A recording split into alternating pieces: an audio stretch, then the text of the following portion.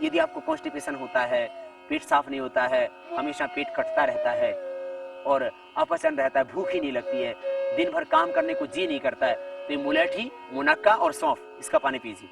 इसी पेट ठीक साफ होने लगोगे, ज्यादा दस्त भी नहीं लगेगी। दोनों ही दिक्कतें, कई बार ज्यादा पेट साफ होता है, कई बार होता ही नहीं है, पेट जाम हो जाता है, भूख लगनी बंद हो जाती है, तो ये अपचन की दिक्कत क्षेत्रगादी वटी आदि से दूर होगी। और हमने जो प्रयोग आयुर्वेदिक बताइए भी थोड़े कर सकते हैं, क्योंकि पेट की बड़ी खतरनाक समस्या है और इसमें लौकी की सब्जी, लौकी का जूस तो आपको प्रयोग करना ही करना है।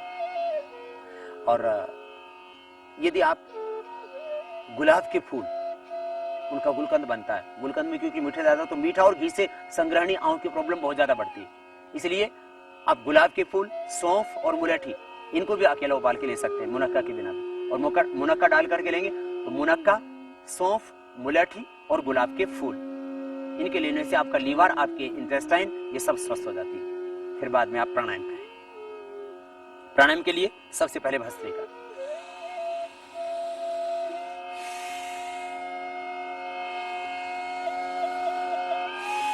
दोनों हाथ घुटनों के ऊपर। आप वायु मुद्रा में भी बैठ सकते हैं और ध्यान मुद्रा में भी बैठ सकते हैं। सीधे बैठे, सिद्धासन, सुखासन या पद्मासन में।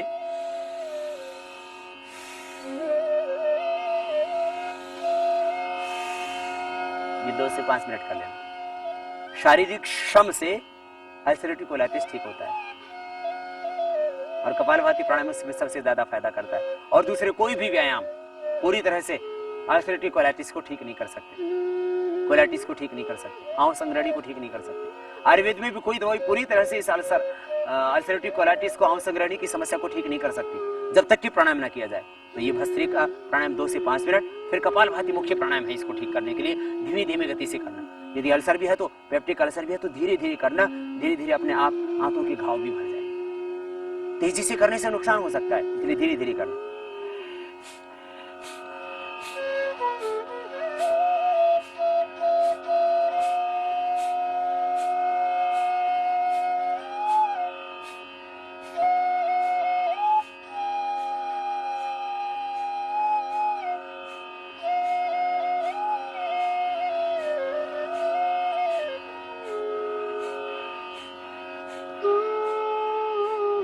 बहुत ज्यादा अल्सर है तो और धीरे करना, देखो ऐसे।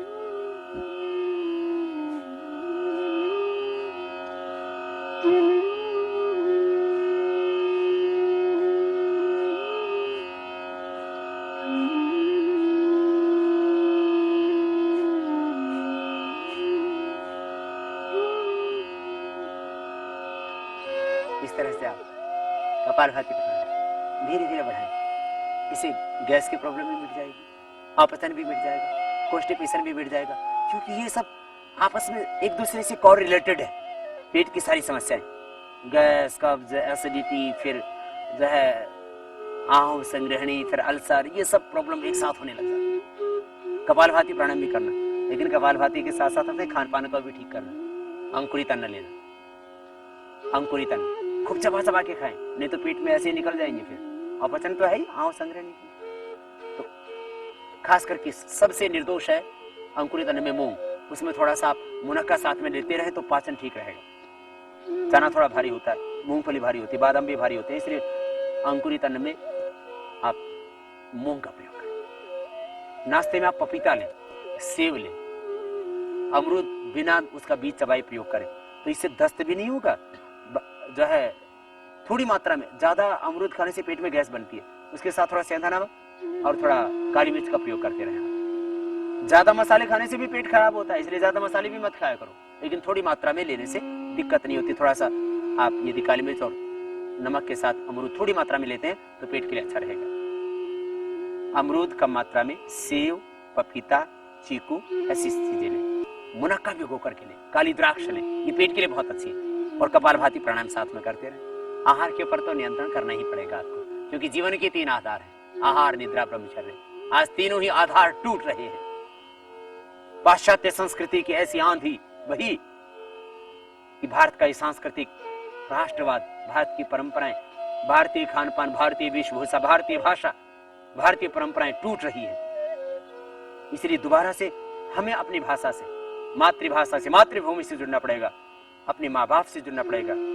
माँ का सम्मान रखो, मातृभूमि का सम्मान करो, मातृभाषा का सम्मान करो और परंपराओं से जो हमें मिली है अपनी दौलत, उनको न गवाओ। लौटना तो वहीं पड़ेगा सबको।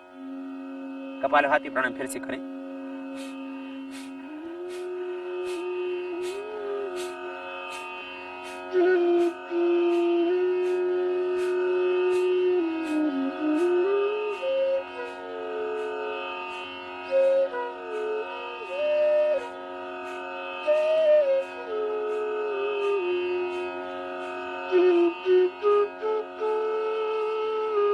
अपने अपनी शक्ति के अनुसार करना। कमर में दर्द है तो धीरे करना, हार्ट हाई बीपी की प्रॉब्लम है तो धीरे करना, और अल्सर की प्रॉब्लम है तो धीरे करना है कपालभाति प्राणायाम।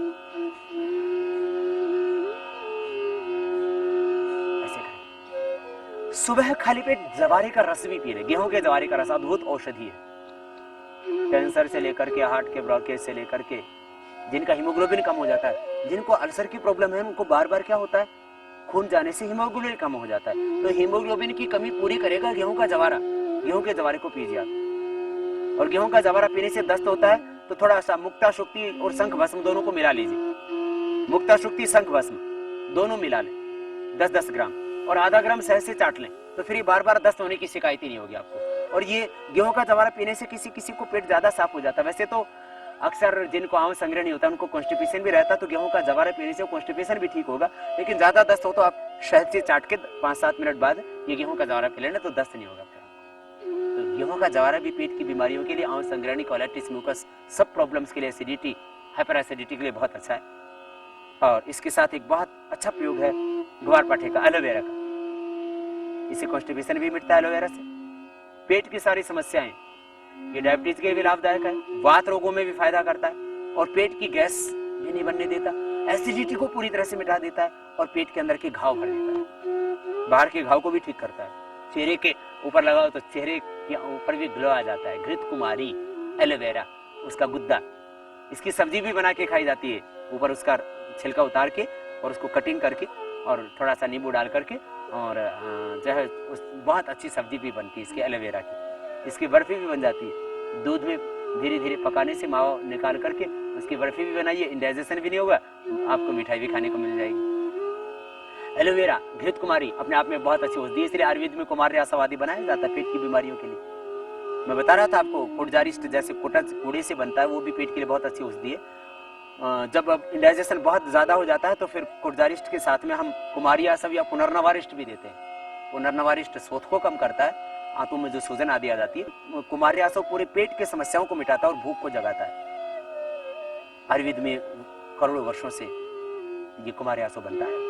तो घृत कुमारी का जूस भी आप पी ले, खाली पेट पीना, खाने के 1 घंटे बाद पानी पीना, तली हुई चीजों का सेवन बंद कर देना, शाम को हल्का भोजन लेना। बहुत ज्यादा आंव बनती है तो फिर दूध बंद करना पड़ेगा, दही छाछ लेना पड़ेगा। और यदि बहुत ज्यादा एसिडिटी है आपको, और यदि दोनों ही साथ में हो गए, तो दूध और दही छाछ सब बंद करके आप सिंपल बस फल फ्रूट और जो आपको बताया इस आहार पर आ जाइए। थोड़े दिन के बाद जब ठीक हो जाएंगे तो सब कुछ खाना पीना, कोई दिक्कत नहीं है। जो खाना चाहिए वो, ऐसा नहीं कि फिर मांस भी खाने लगे। श्वास को बाहर छोड़े, कपालभाति प्राणायाम।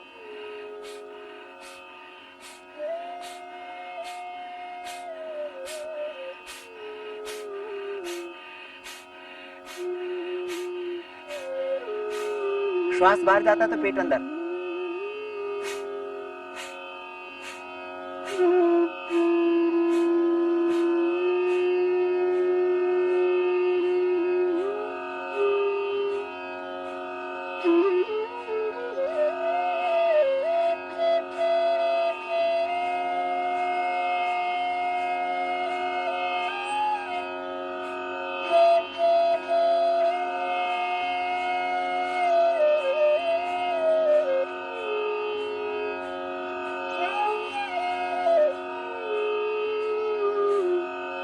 ये प्राणायाम करना कपालभाति 5 से 15 मिनट। बहुत ज्यादा आंख की दिक्कत है तो 20 मिनट भी कर सकते हैं, धीरे धीरे बढ़ाएं। फिर इसके बाद बाह्य प्राणायाम, श्वासों को बाहर छोड़ के बाहर रोक देंगे, त्रिबंध के साथ बाह्य प्राणायाम होगा।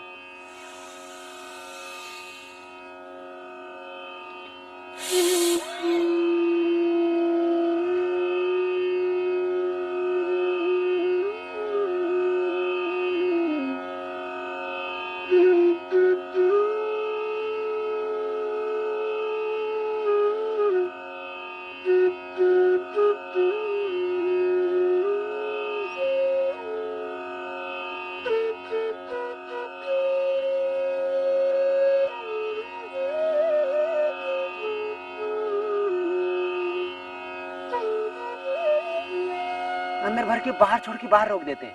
हार्ट हाई बीपी की प्रॉब्लम है तो नहीं करना, बाहर छोड़ के बाहर होल्ड कर दिया। त्रिबंध के साथ बाह्य प्राणायाम।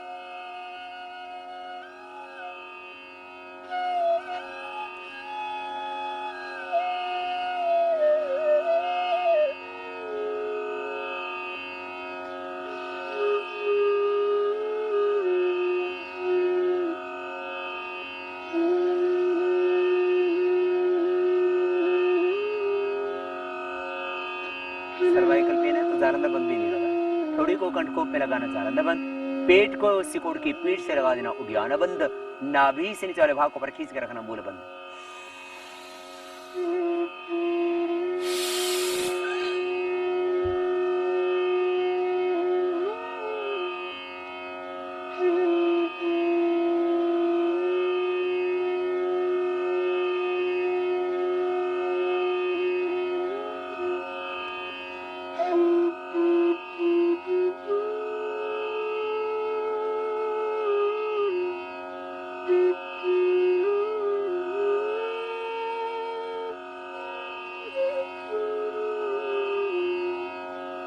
फिर अगली सार क्रिया कर लेना। आप श्वास को बाहर छोड़ के बाहर रोक देना।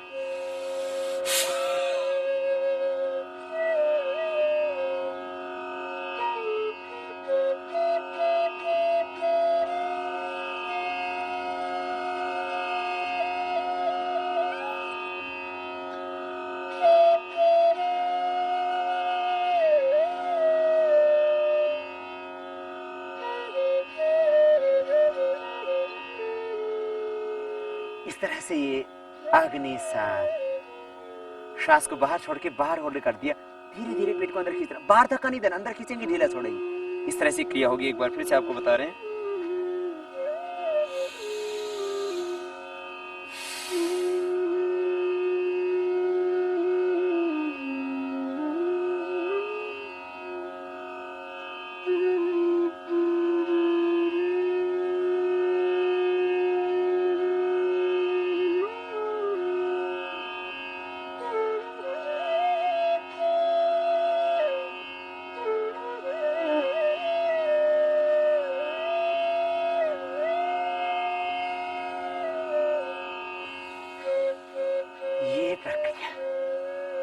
अग्निसार क्रिया, कपालभाति अग्निसार। ये पेट की इंडाइजेशन, अपचन, मंदाग्नि, अजीर्ण, सब बीमारियां, जितने भी रोग हो सकते हैं, पेट की बीमारियां जितनी भी हो सकती हैं, वो सब कपालभाति अग्निसार से ठीक हो जाएगी। अनुलोम विलोम प्राणायाम से स्नायु के अंदर ताकत आएगी, आपका इम्यून पावर और स्ट्रांग होगा, रेजिस्टेंस पावर और बढ़ेगी।